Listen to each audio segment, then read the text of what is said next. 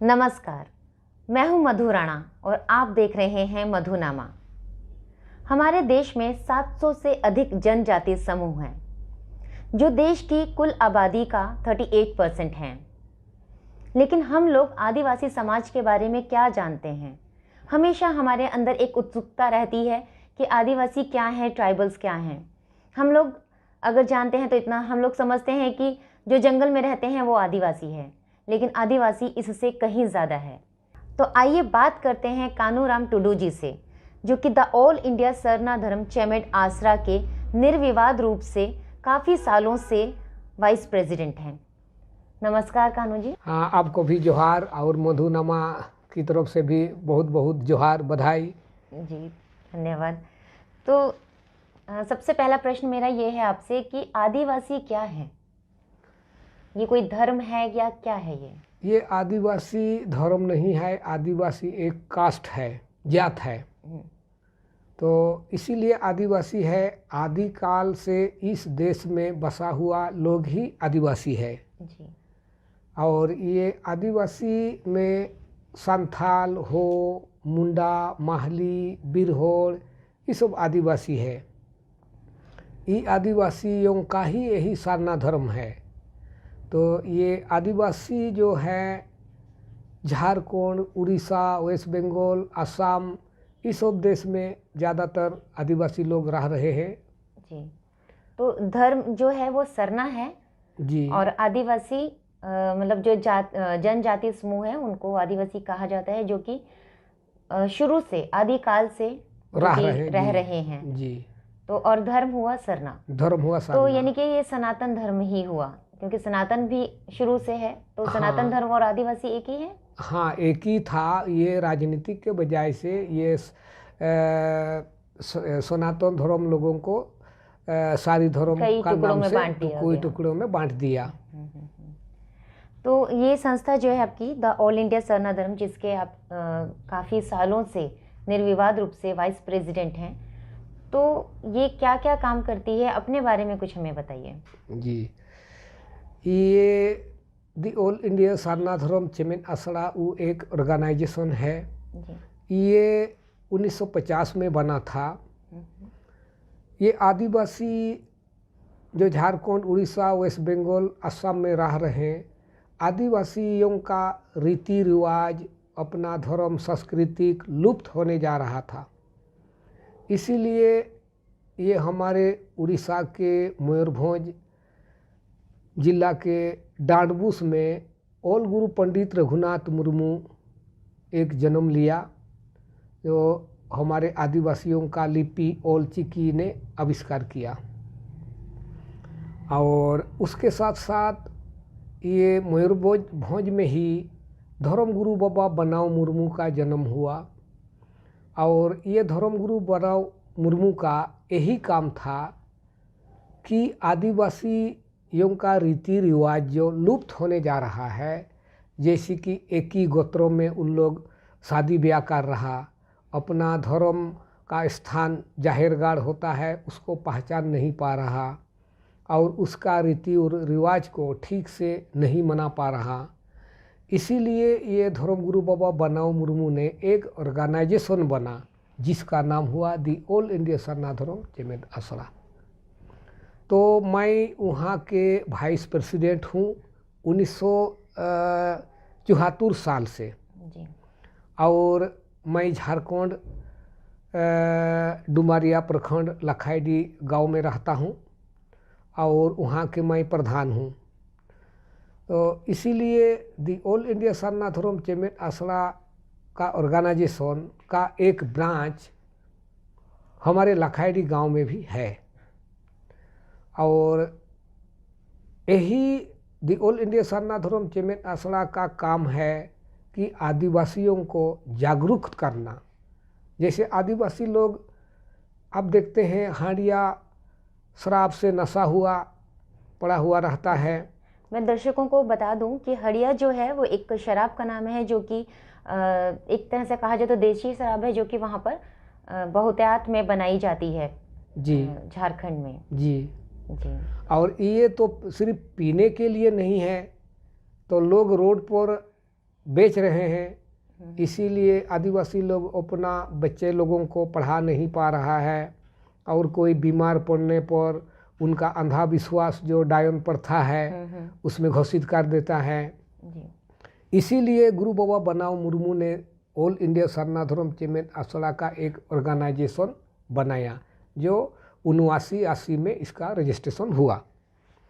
तो तभी से झारखंड, उड़ीसा, वेस्ट बंगाल में इसका ब्रांच ऑफिस है, और आदिवासियों को सेमिनार में या बड़े बड़े वैसा ये वर्कशॉप करके समझा रहा, ये डायन प्रथा वो बेकार, आप लोग मारपीट हो रहे, झगड़ा कर रहे, और किसी को बीमार हो गया आप बिना डॉक्टर को दिखाए, बिना इलाज किए हुए आप अपना बड़े मामी को या कोई पड़ोस को आप डायन घोषित कर रहे हैं।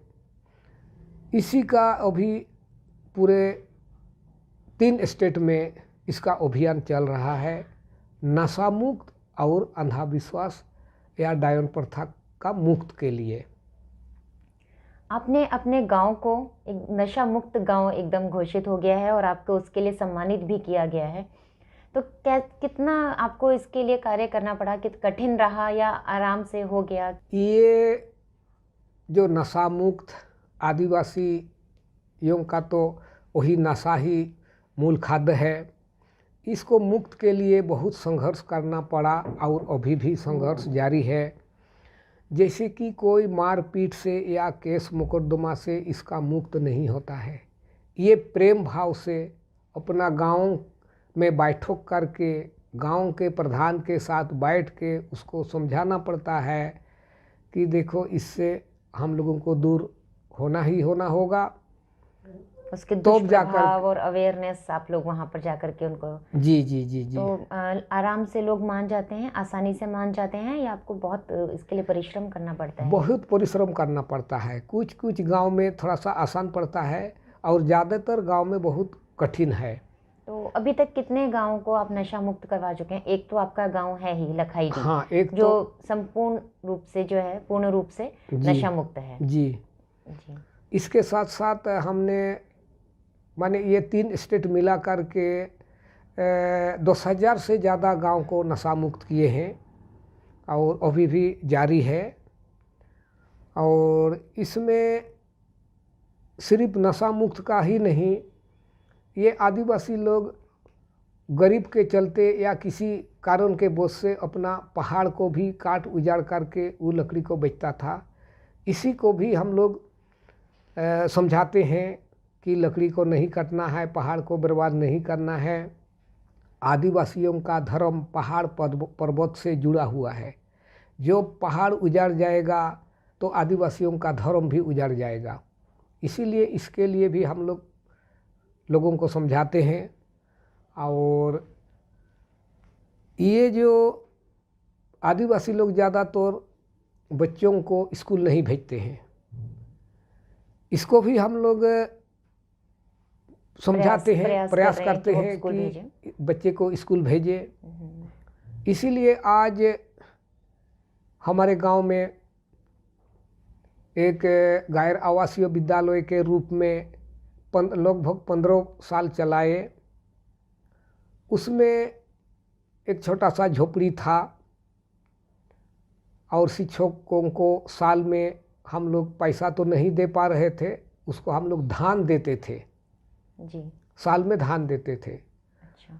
वैसा करके विद्यालय को चलाए। ये 15 साल से आप इस तरीके से हाँ। अवैतनिक शिक्षक थे जी। तो वो आप ही के समाज के रहे होंगे लोग, कि बाहर से कोई आता था पढ़ाने के लिए? नहीं, बाहर से भी लोग आते थे। अच्छा। बाहर से भी, हमारे गांव के बाहर से भी लोग आते थे। और इसी को देख करके बहुत सारे गांव के प्रधान लोग भी अपना जागृत हो गए हैं और उन लोग भी अपना बच्चे लोगों को स्कूल भेजना शुरू कर दिया। तो अब तो वहाँ पर एक रेजिडेंशियल स्कूल बन रहा है?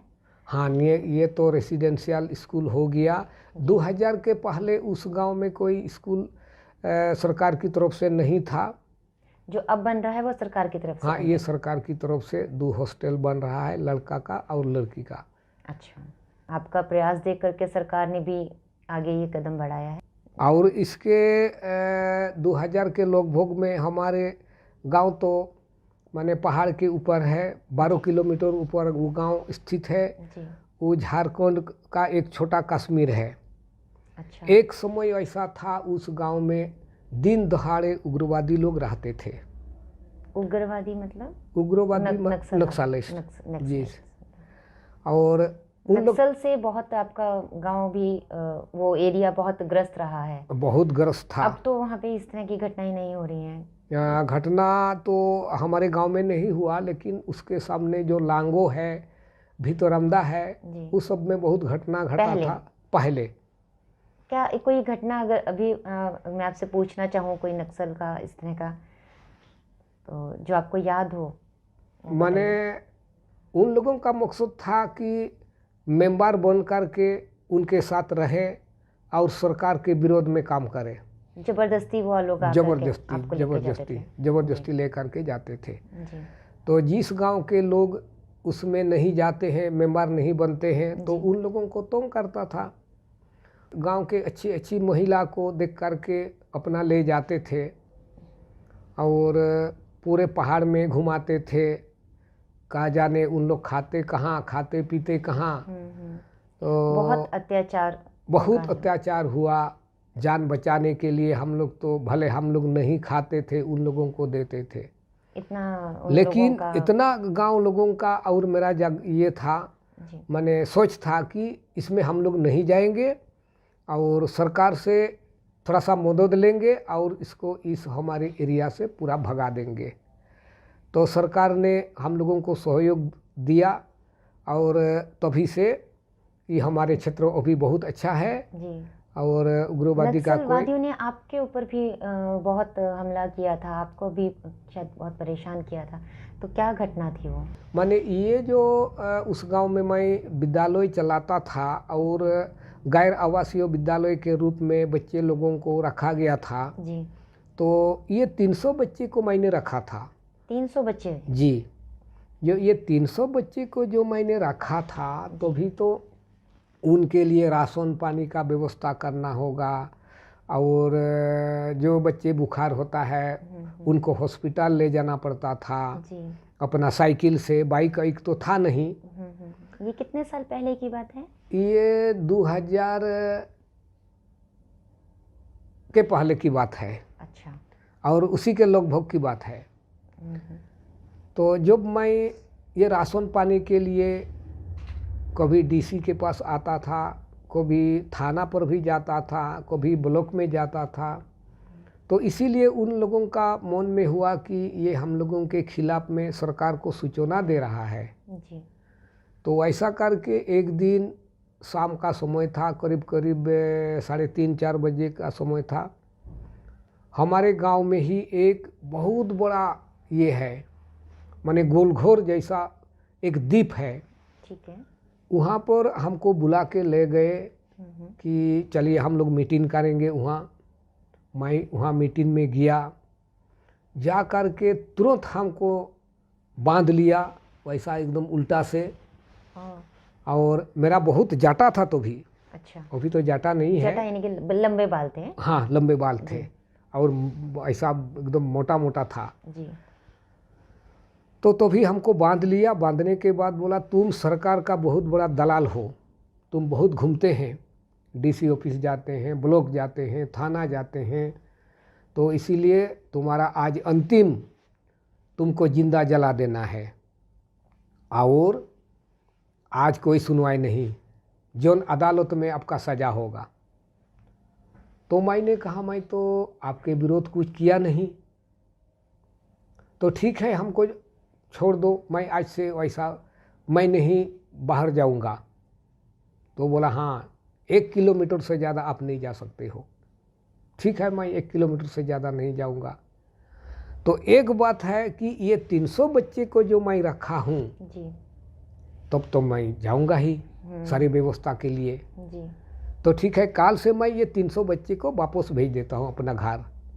तब उन लोग विचार किया कि अगर बच्चे बाहर के सब बच्चे हैं वो आपस अपना घर भेज देगा तो 300 गांव में हम लोग नहीं घूमने का मौका मिलेगा, तो हम लोग कहाँ घूमेंगे। हाँ, सबके उनको लगा कि हाँ, ये तो हमारे खिलाफ जाएगा, हमारे खिलाफ नेगेटिव चला जाएगा। नेगेटिव चला, कहाँ हम लोगों का राशन पानी कहाँ मिलेगा। तब तो उसी को विचार करके हमको छोड़ दिया। और छोड़ने के बाद तो अभी मैं फिर विद्यालय को चालू किया जी। और भी बच्चे को लाया। वो बच्चे उस सरकार की तरफ से नहीं, ये हम लोगों का ये ऑर्गेनाइजेशन की तरफ से था, दी ऑल इंडिया सरनाथरम चेमेन असरा की तरफ से। माने ये बच्चे से तो मैं पैसा या चावल नहीं लेता था जी। माने ये जो हम लोगों का मेंबर है इसमें से उनके बच्चे थे वो? नहीं, उनके बच्चे नहीं थे, ये मेंबर जितने हैं सारना धर्म के मेंबर, इनसे मैं खाना बनाते समय एक एक मुट्ठी चावल रखवा करता था। अच्छा। तो वही चावल सप्ताह में इकट्ठा करके ये बच्चे लोगों को खिलाते थे। अच्छा। तो उसी करके मैं विद्यालय चलाता था। तो फिर मतलब एक सप्ताह उन्होंने इकट्ठा किया एक एक मुट्ठी चावल अपने घर पर। जी। फिर आप उनको लेने के लिए जी जाते थे? जी जी। तो इसीलिए आपका आना जाना। और ये सब आप साइकिल से उस समय? हाँ, उस साइकिल से, पैदल से जी।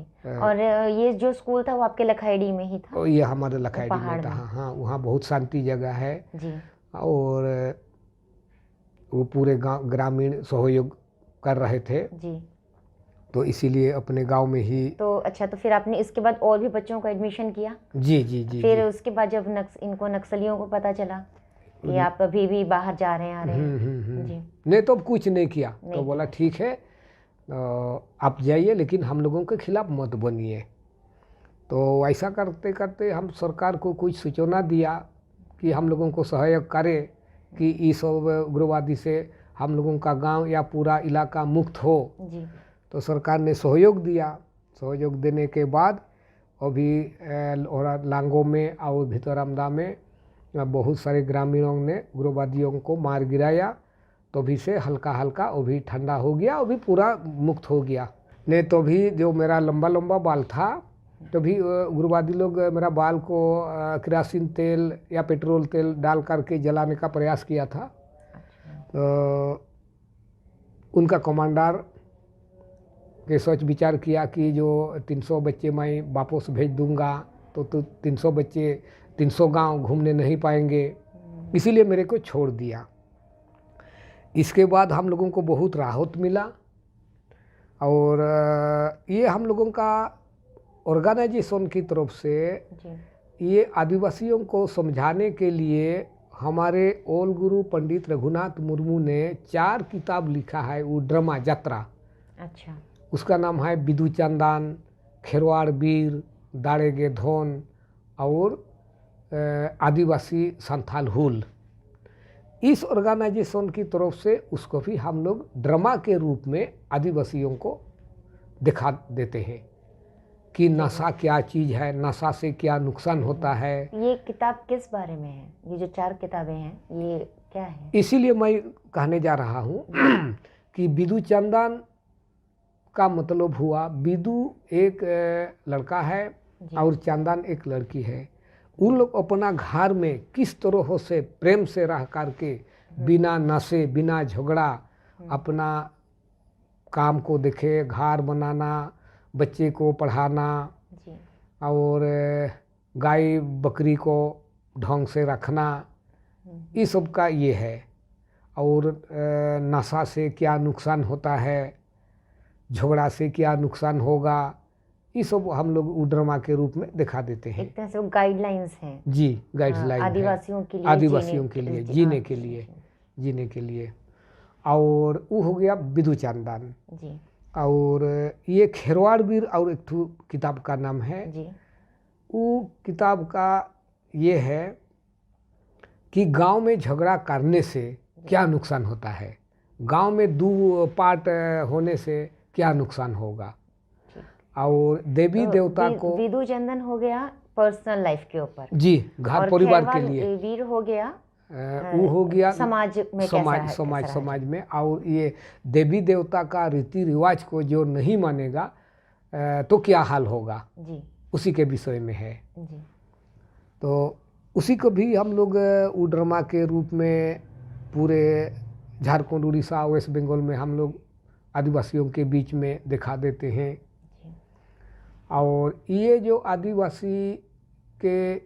आदिवासी समाज में हांसदा, मुर्मू, किस्कू, टुडू, मर्डी, जी। ये सब जो गोत्र है इसको भी हम लोग समझा देते हैं। जैसे सनातन धर्म में एक गोत्र में शादी ब्याह नहीं होता है, जी। उसी तरह आदिवासी के बीच में भी जी। जैसे कोई टुडू में ब्याह नहीं होता है, शादी ब्याह नहीं होता है, नहीं चलता है।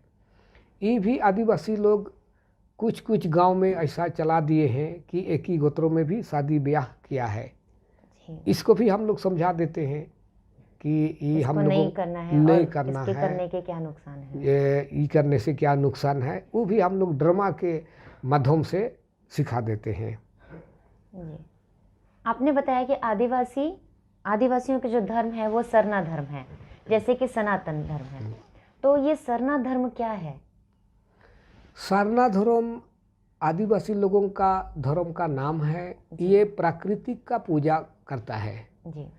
और मूर्ति पूजा नहीं करते। नहीं, मूर्ति पूजा सरना धर्म में नहीं करते हैं, प्राकृतिक का पूजा करते हैं। इसीलिए ये जैसे कि कोई पत्थर में करता है, पेड़ के नीचे पत्थर गाड़ के उसको पूजा करते हैं, जो प्राकृतिक का पूजा है, उसी को ही सरना धर्म कहा जाता है। और ये प्राकृतिक पूजा वाले का जो रीति रिवाज है ये बहुत ही अलग है। हम लोगों का आदिवासी के ऊपर में एक माझी परगना का एक सिस्टम है। वो जैसे सरकार ने बनाया एक पंचायत जी, उसको एक पंचायत से एक ये प्रखंड से अनुमंडल, अनुमंडल से जिला, उसी तरह आदिवासियों का भी है। एक छोटा सा जो पंचायत है उसको हम लोग कहते हैं घाट। अच्छा। और ये प्रखंड को हम लोग कहते हैं पीड़। ठीक है। जिला को हम लोग कहते हैं देश। ठीक। घाट, पीड़ और देश, उसी के माध्यम से उद्देश्य में हम लोगों का एक, जैसे मैं उस गांव के प्रधान हूँ, उद्देश्य का एक देश परगना होता है। हम लोगों का ये में पूर्वी सिंहभूम में देश परगना बाजू मुर्मू है, वो अनुमंडल में। अच्छा। उसी के माध्यम से इसको हम लोग अपना महीने में या 6 महीने में पूरे ग्राम के प्रधानों के साथ बैठ के उसको हम लोग निर्धारित समय पर उसको तय करते हैं कि क्या करना है, किस तरह से ये समाज को चलाना है। आप नियम कानून या जो भी समाज में हो रहा है उसको लेकर के आप पैम्फलेट विश्लेषण करते हैं, आप एनालाइज करते हैं। जी जी जी जी। और उसके ऊपर आप डिसीजन लेते हैं जी कि आगे इस समाज में, हमारे समाज में हम क्या करें उसके बेहतरी के लिए, उसको आगे बढ़ाने के लिए। जी जी जी जी जी। ठीक है। और इसमें ये जो आदिवासी लोगों का नाच गान होता है जी, ये तो हम लोग हाथ पकड़ करके नाचते हैं जी। तो इसको बढ़ावा देने के लिए हमारे समाज के ही आदिवासी ही एक सीमाल टुडू जी, वो सबसे पहला गायकार है। वो लड़की का सुर से भी और लड़का का सुर से भी गाना गाता था। तो किसी कारणवश से वो बीच में चुप हो गया था, कोई अपना कमाई के लिए बाहर काम करने पलायन किया था जी। तो ये ऑर्गेनाइजेशन की तरफ से हम लोग सोचा कि ये तो पहला गायकार है, फिर उसको हम लोग वापस बुलाए।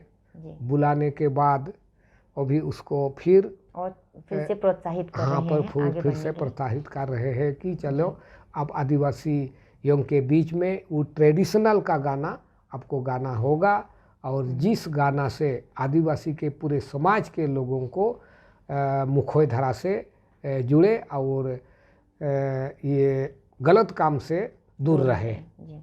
तो अभी उन गानों को आपके गांव में शूटिंग भी हुआ है? ये जो आदिवासी का गायकार या सिंगार सिमाल टुडू, इसका जो गाना वहाँ पर शूटिंग हुआ, पूरे ग्रामीणों का और उस क्षेत्र का आदिवासियों का बहुत सहयोग भी रहा और बहुत खुशी हुआ। और इसी के लिए हम लोग और भी चाहते हैं कि कोई भी फिल्म ऐसा उस जगह पर शूटिंग हो। उस जगह बहुत सुंदर जगह है, प्राकृतिक का पूरा सीन है, पहाड़ पर्वत नदी झरना ये सब भरपूर है। गर्मी भी नहीं होती है, गर्मी भी नहीं है, मौसम बहुत अच्छा रहता है। और कोई भी वहाँ जाने से माने अपना तुरंत मन बदल जाता है कि अरे हम कहाँ पहुँचे। तो पहले तो आवागमन का उतना अच्छा ये नहीं था। अभी कोई भी आदमी या कोई भी फिल्म वहाँ शूटिंग करने का बहुत सूटेबल जगह भी है, जी स्पॉट है। और इस बार जो सिमाल टुडू का उस जगह उस गांव में शूटिंग हुआ, हम लोगों को भी माने ये ज़िंदगी में फिल्म शूटिंग का या एल्बम बनाने का एक देखने का मौका भी मिला। कि पहले तो हम लोग देख रहे थे और गाना को भी हम लोग सुन रहे थे कि अरे किस तरह से इसका शूटिंग होता है। ग्रामीण क्षेत्रों में इस का तो हम लोग देखे नहीं थे, नहीं था और देखे भी नहीं थे। जैसे कि ऊपर में एक ऐसा ड्रोन कैमरा घूमा, वहाँ से पूरे माने पहाड़ का सीन ले लिया जी। तो उसी तरह अगर लाइट्स कैमरा हाँ लाइट्स कैमरा बार टेक होते हैं, रीटेक होते हैं। जी। और ये तो इसका अगुवाई या मार्गदर्शन तो ये हम लोगों का संतोष सरस जी और भैरव महाराज जी थे। और इन्हीं का जो अगुवाई पर हम लोगों को ये देहाती में फिल्म शूटिंग का एक ये देखने को का मौका मिला। आप और लोगों को भी इनवाइट कर रहे हैं फिल्म्स को कि आप आइए? नहीं, हम लोग तो हमेशा इन लोगों को इनवाइट करते हैं कि कोई भी अगर इन लोग फिल्म बनाएं तो चलिए अपना प्राकृतिक का सीन को ले ले और अच्छा आपका पूरा सहयोग रहेगा। वहाँ हम लोगों का पूरा सहयोग रहेगा। और आप तो एक बार देख लिए हैं, तो आपको भी कैसा लगा मैडम?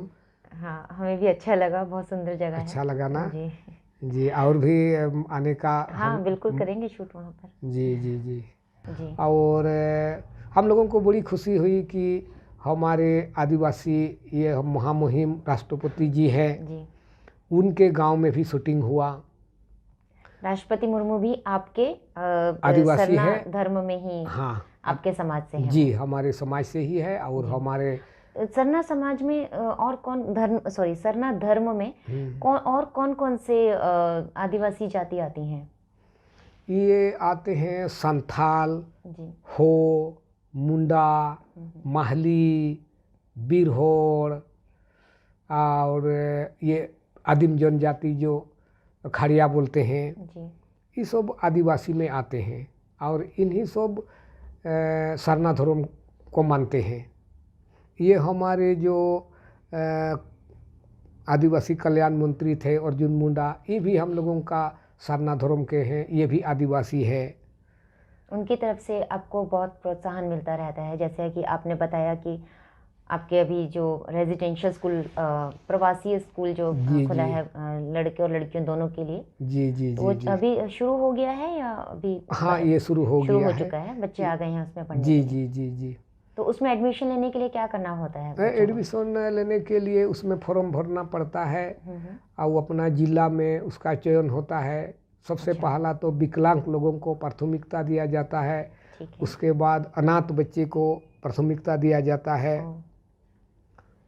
बहुत अच्छे, बहुत ही अच्छे। तो ये जो आप बता रहे थे कि आप लोग मीटिंग करते हैं जैसे जिला स्तर पर, देश के लेवल पर, तो उसमें यही सब आप लोग डिसाइड करते हैं और इस तरीके से आप अपने समाज को आगे बढ़ाने के लिए, जो पिछड़ता जा रहा है उसको आगे बढ़ाने के लिए आप इस तरीके से आप लोग कार्य कर रहे हैं।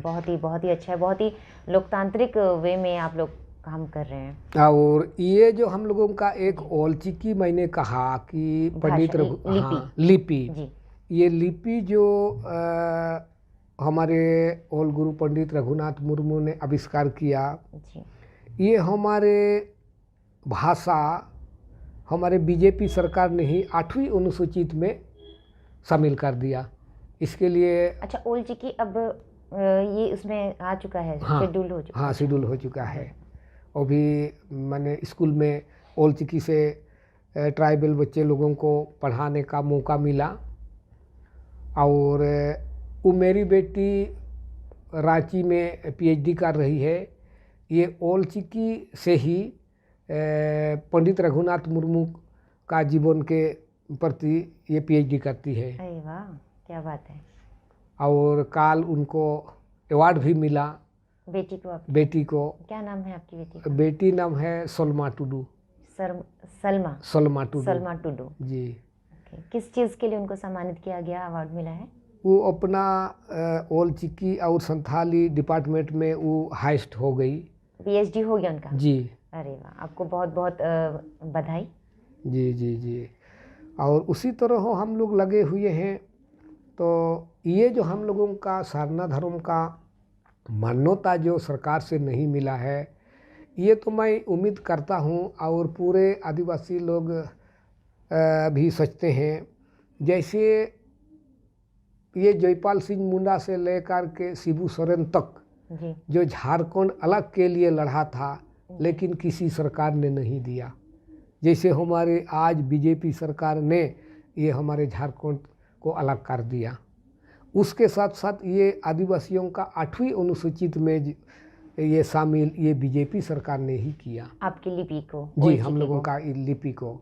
और उम्मीद रखते हैं ये हमारे माननीय प्रधानमंत्री मोदी जी ने ही माने ये सारना धर्म का कलम कोड का मान्यता भी देंगे बोल के पूरे आदिवासियों का उम्मीद है। मोदी जी सबके इमोशंस का बहुत ध्यान रखते हैं। जी जी। लगता है जी। कितने बड़े पद पर हैं, लेकिन उनको हर एक उनके जब मन की बात हम सुनते हैं तो कहाँ कहाँ के लोगों की वो बात सामने लाते नहीं, हैं। हम लोग भी चाहते हैं ये हम लोगों का दी ऑल इंडिया सारना धर्म का जो ऑर्गेनाइजेशन है जी कि उनका मौन की बात के लिए हम लोग भी बोलना चाहते हैं जी। कि एक दिन हम लोग मोदी जी से हम लोग ये देंगे, माने उसको प्रकाश कर देंगे कि आदिवासियों का यही चाहत है कि हमारे ओल्ड चिकी का शिक्षक बहाली हो पूरे देश में। जैसे जिस क्षेत्रों में आदिवासी ट्राइबल लोग रहता है उसी क्षेत्रों में जैसे हुआ ये आपका मुसलमान लोगों का, जैसे उन लोगों को शिक्षक बहाली हुआ है, उसी तरह हो ट्राइबल क्षेत्रों में भी ओल्ड चिकी का पढ़ाई हो और शिक्षकों को बहाली हो। जी। तो अच्छा, ओल्ड चिकी में क्या और भी लेखक हुए हैं, और भी किताबें लिखी गई हैं? जी, ओल्ड चिकी किताब में बहुत किताब लिखी गई है। जैसे कि ओल्ड चेमेन, एलखा, परसी पुहा, लक्चार सेरेन, हितल, बिदु चंदान, खेरवाड़ बीर, ये सब बहुत सारे किताब लिखे हैं। और हमारे महामुहिम तो उसी क्षेत्रों के हैं और वो भी जानती है हमारे ओल्ड चिकी लिपि को। अच्छा, ये ओल्ड राष्ट्रपति जी भी ये भाषा लिखना पढ़ना जानती हैं? ये भी जानती है। अच्छा, ये भी तो जानती है। ट्राइबल में जो आदिवासी समाज है आपका सरना धर्म के, वो सभी लगभग ओल्ड चिकी भाषा लिखना पढ़ना जानते हैं। जो महामुहिम हम लोगों का द्रौपदी मैडम को जो उनका नाम घोषणा के पहले जो हम लोग सुनते हैं कि इनका भी नाम घोषणा होगा, तो भी हम लोगों का राष्ट्रपति पद के लिए। हाँ, राष्ट्रपति पद के लिए जी। तो भी हम लोगों का ये ऑर्गेनाइजेशन झारखंड, उड़ीसा, वेस्ट बंगाल में जो चल रहा है, हमने सब को बोल दिया कि अपना माने प्रार्थना सभा हम लोग कर देंगे। चलो सब जाहिरगाड़ में कि हमारा महामुहिम बन जाए, इसका मौका मिले। मोदी जी को भी हम लोग विनम्र निवेदन किए कि चलो माने इनका नाम जुड़ा जाए। इसी को देख कर के हम लोगों का आपने प्रार्थना सभाएं की? प्रार्थना सभा हम लोग किया। करने के बाद शिक्षा मंत्री धर्मेंद्र प्रधान जी अपना ट्वीट पर भी लिखा और हमारे आदिवासी कल्याण मंत्री अर्जुन मुंडा जी ने भी ट्वीट में लिखा, दिखा दिया पूरा देश को कि आदिवासी सरना धर्म के लोग इस बात को लेकर के उत्साहित हैं। हाँ, बहुत उत्साहित है और आराधना भी किया, प्रार्थना सभा भी किया। कान्हू जी, ये जाहिरगढ़ क्या है? अभी आपने बोला कि जाहिरगढ़ में हमने प्रार्थना सभा की। जाहिरगढ़ एक सारना धर्म का पूजा स्थल है। जैसे कि हम लोग यहाँ पर मंदिर बोलते हैं, मंदिर बोलते हैं, मस्जिद बोलते हैं, गिरजा बोलते हैं, उसी तरह हो सारना धर्म का पूजा स्थल है जाहिरगढ़। तो एक साल में जितने बार हम लोग पूजा पाठ करते हैं वही जाहिरगढ़ में जा कर के ही हम लोग पूजा पाठ करते हैं। इसीलिए ये महामुहिम का जो नाम राष्ट्रपति में आ रहा है, प्रत्येक जाहिरगढ़ में हम लोग प्रार्थना किए कि महामुहिम द्रौपदी जी का नाम भी आ जाए जी। तो इसीलिए हम लोग बड़ी खुशी हुआ कि नरेंद्र मोदी जी ने आदिवासी की महिला, सारना धर्म की महिला महामुहिम बना दिया। इसके लिए पूरे आदिवासी बहुत खुश है, बहुत उत्साहित है।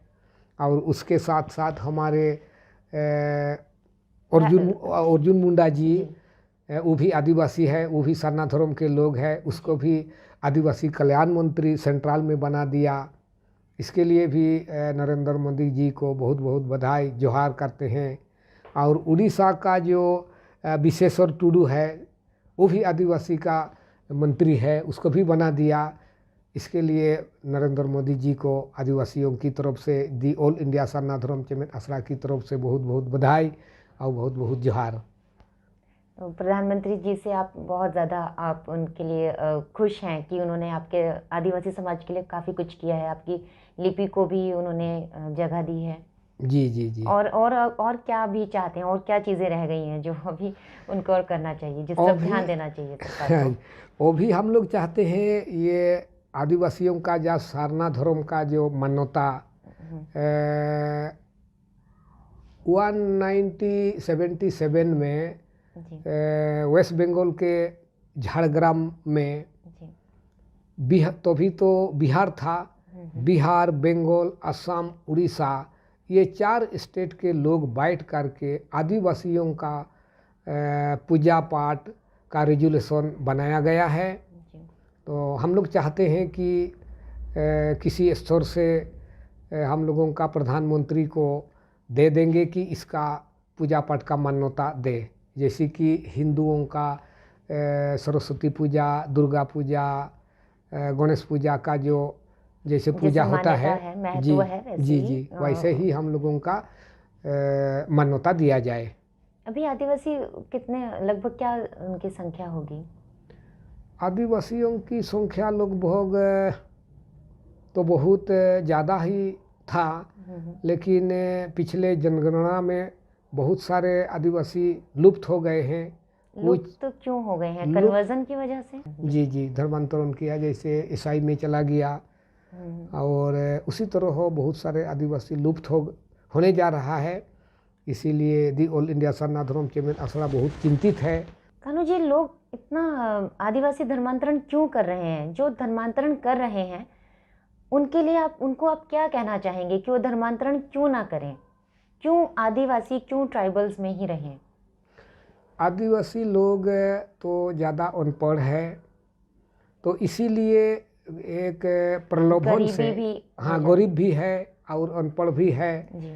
तो ये प्रलोभन दे करके उन लोगों को धर्मांतरण किया जाता है। जैसे आपको नौकरी देंगे, या आपका बच्चे को पढ़ाएंगे, या आपको कोई बिजनेस करने का पैसा देंगे।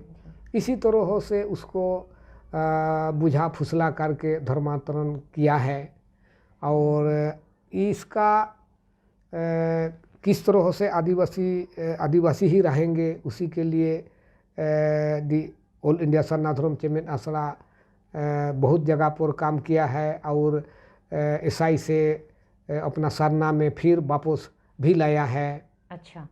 और इसके लिए हमारा माझी परगना महाल की तरफ से भी इसका पूरा ऐलान है कि जितने भी ट्राइबल धर्मांतरण किए हैं उसको फिर वापस लाया जाए। अगर नहीं आएंगे तो इसके लिए हम लोगों को फिर आगे कदम करना चाहिए। ये सब आप लोगों ने जी मीटिंग करके डिसाइड कर रहे हैं और किए हैं। तो ज़्यादातर लोग कौन से धर्म में जा रहे हैं, मुस्लिम या फिर ईसाई? ज़्यादातर ईसाई में जा रहा, मुस्लिम में नहीं के अब बराबर। जाना शुरू है। हाँ, अब जाना एक आध दो जगह पर गए हैं, लेकिन ज़्यादातर वही ईसाई में। एक बार अगर अपना चर्च में चला गया या ईसाई लोग उसके साथ बैठा तो इतना उन लोगों का समझाता है कि आदमी माने का पूरा दिमाग को घुमा देता है। और अंधविश्वास भी बहुत अंधविश्वास बहुत तो है पूरे वहाँ पे चर्च में। अनपढ़, जिस जगह पर अनपढ़ है और नशा है उस जगह पर तो तो अंधविश्वास वो बहुत ज़्यादा है। अंधविश्वास के उनको समझा करके अंधविश्वास पर ही जी जी जी जी उनको धर्मांतरण करवा जी देते जी हैं, जी जी डरा जी के कि तुम पर ये आ गया है, वो फलाना जी जी जी चीज़ आ गया, उसको हम ठीक कर जी देंगे। जी जी उन लोग तो कहता है कि माने आप लोगों का सारना धर्म में सबसे बड़ा देवता होता है मरांगबुरु, जी। और ईसाई धर्म में तो प्रभु यीशु मसीह है। हाँ हाँ। तो उन लोगों का समझाने का इतना तरीका है कि आपका मरांगबुरु इतना शक्तिशाली नहीं है, बहुत कमज़ोर है, और हम लोगों का प्रभु यीशु मसीह हो बहुत शक्तिवान है। माने आपको माने सब रोटी कपड़ा मकान सब देगा, और खाली आप आराधना कीजिए, अपना जो बीमार में पड़ा है वो भी ठीक हो जाएगा, जो बच्चा पढ़ा लिखा है उसको नौकरी नहीं मिल रहा है वो भी नौकरी मिल जाएगा, और नहीं भी मिलेगा तो हम लोग दिलवा देंगे। उसी तरह हो लोगों को समझा दिया जाता है लालच में उनको। जी जी। इसीलिए पहले जो जिस जनगणना में जितना ये था माने परसेंटेज था, आबादी था, तो भी अभी बहुत घट गया है। जो आप ट्राइबल्स कर चुके हैं, तो आप उनके लिए क्या उनको कहना चाहते हैं, क्यों वो वापस आ जाएं, वापस ट्राइब्स में आ जाएं, वापस आदिवासी बन जाएं, वापस सरना धर्म में आ जाएं, क्यों आ जाएं अब वो वापस?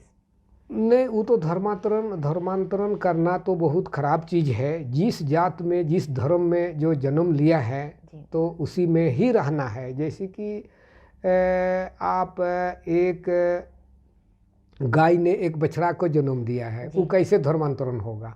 वो तो कोई बकरी नहीं होगा या कोई भैंस नहीं होगा।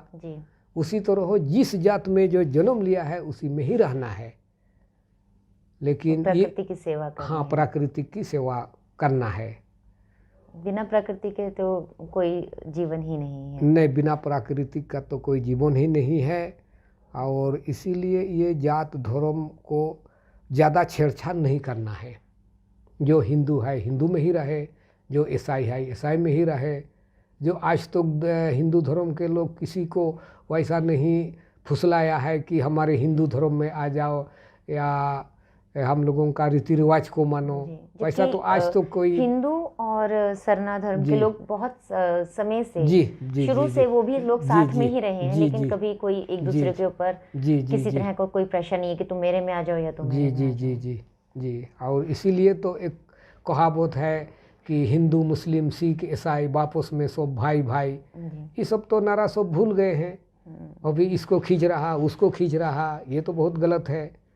वो खींचा खींची वाला ये राजनीतिक का ये है, षड्यंत्र है, और इसी से फिर आपस में मन मुटाव शुरू हो जाते हैं, लड़ाई झगड़े शुरू हो जाते हैं। कानू जी, आपने बीच में जब हमारी बातचीत हो रही थी आपने बोला लखाईडी दूसरा कश्मीर है, तो मेरे मन में तब से उत्सुकता बनी हुई है कि दूसरा कश्मीर आपने क्यों कहा लखाईडी को? दूसरा ये इसीलिए कहा, वो तो प्राकृतिक का गोद में बसा एक ऐसा बहुत सुंदर गांव है जो नीचे से 12 किलोमीटर ऊपर की वो गांव स्थित है। वो पहाड़ों से हरा भरा है और हरियाली है, और उस गांव में मई जून में भी बहुत ठंडा लगता है। अच्छा। तो इसीलिए उसका नाम छोटा कश्मीर भी कहा जाता है, उस झारखंड में। अच्छा। और इसीलिए उसको हम लोग वो जो मई जून में भी ठंडा लगता है, इसीलिए वो कश्मीर में भी तो ऐसा ठंडा है जी, और सुंदर भी है। और उस जगह में देखने की एक दो चार ऐसा जगह है, जैसे कि हम लोग राम लखन टूरिस्ट प्लेस, जैसे राम लखन पांजा बोलते हैं जी, राजा वसा बोलते हैं। राम लखन पांजा राम जी से जुड़ा हुआ जगह है कोई? हाँ, राम और लक्ष्मण और सीता जी वहाँ पर उतरे थे। जो आज उस जगह का नाम राम लखन पांजा रखा गया है। पांजा मतलब उसका पैर का निशान। अच्छा। तो वहाँ पर राम लखन पंजाब में सीता को छोड़ के राजा के पास राम और लक्ष्मण गया था। तो आज भी वहाँ एक लक्ष्मण रेखा खींचा गया है। वो लक्ष्मण रेखा कोई लड़का अकेला नहीं पार हो सकता है। अच्छा। वहाँ कोई महिला की आवश्यकता है, वो जरूरी है। अच्छा, मतलब अगर आप अकेले जाएंगे तो आप पार नहीं कर सकते? नहीं, कोई साथ में कोई भी महिला हो, चाहे कोई किसी भी उम्र की, किसी भी उम्र की, छोटी महिला भी हो, छोटी बच्ची से लेकर हाँ के हाँ हाँ, बड़ी तक कोई भी हो सकता कोई है। भी हो सकता तभी है, वो पार कर पाएंगे। तभी वो पार कर सकता है। आपने कभी खुद से कोशिश की है उसको पार करने हम की? लोग बहुत कोशिश किया, बाहर के लोग भी बहुत कोशिश किया। अच्छा। ये हम लोगों का सहारा न्यूज का जो भैरव महाराज जी है, वो एक बार बहुत कोशिश किया। तो हमको बोला कि चलिए प्रधान जी, हम अपना लक्ष्मण रेखा को देखेंगे।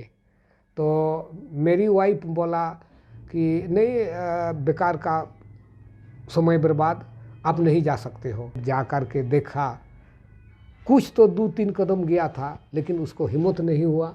वो नीचे इतना बड़ा खाई है, वो गिर जाने से उसका हो गया। तो इसीलिए मैंने वो जैसे कि वहाँ सीता बैठी थी, वो सीता जैसी एक महिला चाहिए। सीता जी ने वहाँ पर ऐसा कुछ कह दिया कि आप लोग मुझे छोड़ करके गए हो इतनी देर तक, तो अब कोई यहाँ से बिना महिला के पार नहीं बिना कर सकता। महिला के ना आप पाए। अच्छा। और दूसरा पर्यटन स्थल आपने कौन सा बताया? दूसरा हुआ सांप कोचा जी। सांप कोचा माने 300-400 माने फीट के ऊपर से पानी गिर रहा है, झरना है। वहाँ पर ऊपर से एक सांप गिर के मर गया था, इसीलिए वो सांप कोचा। हाँ हाँ, वही जगह, उसी जगह पर हम लोग पर्यटन स्थल के रूप में बड़ा डैम बनाने के लिए जल संसाधन विकास को लिखे हैं। और इसीलिए हम लोगों के अर्जुन मुंडा जी से भी मिलना चाहते हैं। और वहाँ पटका प्रखंड, डुमरिया प्रखंड और मुसाबुनी प्रखंड, 3 प्रखंड के लोगों, किसान लोगों का लाभान्वित होगा। और पर्यटन स्थल के साथ साथ किसान लोगों का भी बहुत लाभान्वित होगा। और एक ऐसा ऊंचा जगह है, उसको हम लोग कहते हैं दिसोमन्येल। दिसोमन्येल, दिसोम का मतलब हुआ दुनिया। अच्छा। वहाँ आप चढ़ने से पूरा दुनिया दिखेगा। जैसे हम लोगों के नज़दीक बहुत बड़ा शहर है जमशेदपुर, टाटानगर, जी जी जी, वो तो एकदम वहाँ से बहुत नीचे दिखेगा। इसीलिए वो सब देखना लायक है। और पर्यटन स्थल, मतलब वहाँ से झारखंड के बहुत सारा, झारखंड उड़ीसा दिखेगा, उड़ीसा भी दिखता है। हाँ, से और वेस्ट बंगाल भी दिखता है। अच्छा, इतना ऊंचा है जी। झारखंड, उड़ीसा, वेस्ट बंगाल, ये 3 स्टेट दिखता है, उसमें से दिखते हैं जी। तो अब तो आपसे सुन के मन कर रहा है कि हम भी जाकर देखें। आइए, हम लोग स्वागत है और आपको दिखा देंगे। तो अब जा कर के आप लोग भी थोड़ा सा मन उत्साहित होगा कि सहयोग देने के लिए भी आप लोग तैयार हो जाएंगे। दर्शक सुन रहे हैं तो अब मुझे लग रहा है कि वो सुन करके जाने का जरूर सोचेंगे, इतनी अच्छी सुंदर जगह में। तो वहाँ पर फिर अगर लोग जाएंगे तो कहाँ वहाँ पे ठहरने रहने की व्यवस्था है? नहीं, अभी तो पहले व्यवस्था नहीं था। अभी ग्रामवासियों के अभी हम लोग सरकार को लिखे हैं और मान्यता भी हो गया। अगर हम चले जाएंगे तो हम कहाँ ठहरेंगे? ग्रामवासियों के घर में? अभी तो हम लोगों के ग्रामवासियों के घर में ही ठहरना पड़ेगा। तो इस साल हम लोगों का विधायक शिलान्यास किया है गेस्ट हाउस बनने के लिए। अच्छा। तो ये अगर बन जाएगा तो रहने के लिए कोई दिक्कत नहीं होगा। और अभी अगर तत्काल जाओगे तो वही लखाईडी के ग्रामीणों के घर में ही रहना पड़ेगा, जैसे हम लोग रह रहे हैं। माने खटियापुर हम लोग तो सोते हैं। और अच्छा है ना। आप प्रकृति की पूजा करते हैं, थोड़ा हम भी प्रकृति के साथ आके जुड़ लेंगे, ये तो और अच्छा है। नहीं, ये तो सबको ही बहुत अच्छा लगता है। जैसे कोई बाहर से लोग जाते हैं तो हम लोग अपना साल पत्ता में हम लोग खाना देते हैं। उन लोगों को बड़ी खुश होता है कि साल पत्ता तो बहुत शुभ होता है। आते हैं अभी वहाँ पर? हाँ, घूमने आते हैं जी, घूमने आते हैं। ठीक है। और वो देहाती है। तो अगर कोई आना चाहे तो कैसे आएगा? मतलब रांची पहुँचे पहले? हाँ, रांची से जमशेदपुर। अच्छा। जमशेदपुर से आपका हल्दीपुखुर जो उड़ीसा बारीपोदा लाइन है, हल्दीपुखुर से फिर हम लोगों का लखाईडी के लिए। अच्छा, ठीक है। और ये हम लोगों का देहाती में यही हम लोगों को ज़्यादा खुश लगता है कि पहले से जो आदिवासी लोग तो अपना चावल जो ढेंकी से कुटा हुआ चावल ज़्यादा पसंद करते हैं। ढेंकी मतलब? ढेंकी मतलब लकड़ी से बनाया हुआ है। वो अभी जो हम लोग होलार में, अच्छा, वो जो धान ऐसे को, होता है, क्या बोलते हैं हाँ, उसको?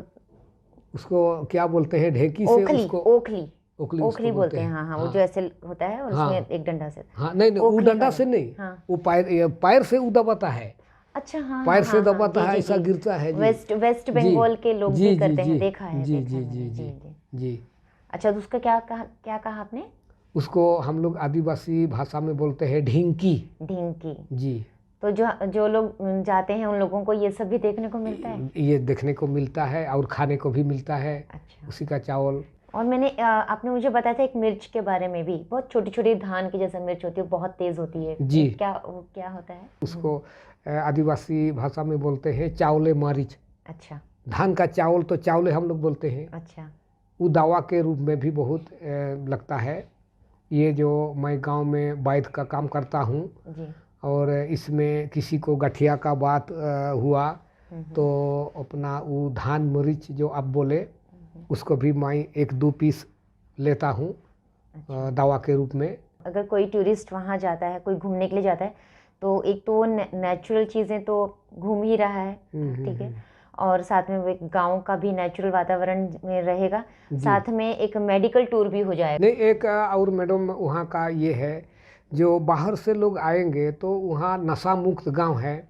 बहुत सारे लोग अपना वो लाल वाला पीला वाला ले करके जाते हैं, लेकिन वहाँ वो नहीं चलेगा। हम लोग उसमें लिख भी दिए हैं, ये पूर्ण रूप से इस गांव नशा मुक्त है। भाई जो जाना चाहते हैं तो समझ लीजिए कि वहाँ पे किसी तरह का नशा, कोई सिगरेट बीड़ी शराब कुछ भी वहाँ पे अलाउड नहीं है, किसी भी तरह का नशा अलाउड नहीं है। नहीं। तो बहुत ही अच्छी इतना बात बड़ा है। वहाँ पर घने जंगल है। तो आज तो उस पहाड़ में तो बहुत किस्म का सांप रहता है। आज तो किसी को सांप तो नहीं काटा है। और ज़्यादा एक आश्चर्य की बात है, उस गांव में रात को रहने से मच्छर तो नहीं काटता है। मच्छर भी नहीं है वहाँ पर? नहीं, मच्छर बहुत है पहाड़ में, लेकिन काटते नहीं? नहीं, घर में नहीं काटता है। अच्छा, कोरोना, मुझे इसी से याद है कि कोरोना हुआ था, तो वहाँ पे किसी को कोरोना हुआ है? नहीं हुआ, नहीं हुआ। वहाँ पे किसी को कोरोना नहीं हुआ? किसी को कोरोना नहीं हुआ। और हम लोगों का कोरोना का इतना भय भी नहीं था, क्यों, हम लोग तो इतना शुद्ध जगह पर रहते हैं, इतना ऊंचा में रहते हैं। तो कभी हम लोग छोटा मोटा, तो भी तो लॉकडाउन था, तो देहाती में कुछ कुछ बाजार लगता था, पुलिस का डर के वजह से हम लोग मास्क लगाते थे। तो और देहाती में ऐसा मास्क फास्क को कोई लगाते नहीं थे। तो वो तो शुद्ध ग्रामीण क्षेत्र है, तो बाहर से संपर्क होगा तो भी ना कोरोना का कोई भय भीत रहेगा। तो हम लोग बाहर से तो कोई किसी से संपर्क नहीं है। कान्हू जी, तो क्या आदिवासी समाज में कुछ साक्षर भी हैं क्या लोग वहाँ पर, आगे कुछ बड़े हैं, ऐसे कोई लोग हैं तो बताइए। हाँ, वैसे तो मैंने आदिवासी समाज में तो बहुत है। जैसे कि इसके पहले मैंने कहा कि हमारे महामहिम को राष्ट्रपति बना दिया, उसके साथ ये हमारे आदिवासी ही अर्जुन मुंडा सेंट्रल का कल्याण मंत्री बना दिया। और उसके बाद उड़ीसा के विशेश्वर टुडू, वो भी आदिवासी है, वो भी मंत्री है। और वो नासा में भी कुछ गया है। नासा में भी गए हैं आपके समाज से लोग? हाँ, हम लोगों के समाज के लोग वहाँ भी गए हैं। और अभी तो बहुत, जैसे कि हमारे लखाईडी गांव के लोग भी। आपकी खुद की बेटी पीएचडी है? हाँ, मेरी बेटी तो पीएचडी है, और बेटा भी यही दिल्ली में रहता है। और वहाँ के बहुत सारे बच्चे, जैसे कलकत्ता में है, कोई भुवनेश्वर में है, आगे की जो हायर स्टडीज़ कर रहे हैं। जी, हायर स्टडी कर रहे हैं। 2000 के पहले तो ऐसा कोई देखने वाले था नहीं। जैसे 2000 में हमारे प्रखंड विकास पदाधिकारी के रूप में एक आईएएस जिसका नाम कमल किशोर सन, वो ट्रेनिंग के पीरियड में गए थे। वहाँ वो लखाईडी गांव जा कर के वो पूरा सर्वे किया। सर्वे करके वो तुरंत स्कूल का सेंक्शन करा दिया तुरंत। और उसके साथ वहाँ हमारे डुमरिया प्रखंड के 30 बच्चे को रामकृष्ण मिशन इंग्लिश मीडियम में फ्री ऑफ कॉस्ट का एडमिशन करा दिया। और उसके साथ उसी समय हमारे निधि खारे मैडम डीसी थी। ये दोनों का सहयोग से ये हमारे लखायरी गांव का और पूरे डुमरिया प्रखंड का बहुत सारे विकास हुआ। और ये जो हमारे गांव में मैं जो विद्यालय चला रहा, ये लड़का लड़की बच्ची थी जी। तो लड़का लोगों का तो रेसिडेंशियल हो गया। अभी जो बच्चे हैं लड़की बच्ची, उन लोग मेरे सामने रोने लगी, तो उनको मैं अभी रखा हूँ। हमारे माननीय ये उपायुक्त जो निधि खारे थी, उनका ही एक अगुवाई मार्गदर्शन था। RSB ट्रांसमिशन इंडिया लिमिटेड एक छोटा सा व्यवसायिक कंपनी है ये में जमशेदपुर के गम्हारिया में। वो हम लोगों का गरीब बच्चे के लिए राशन पानी का सहयोग वो अभी भी कर रहा है, SK बेहरा जी।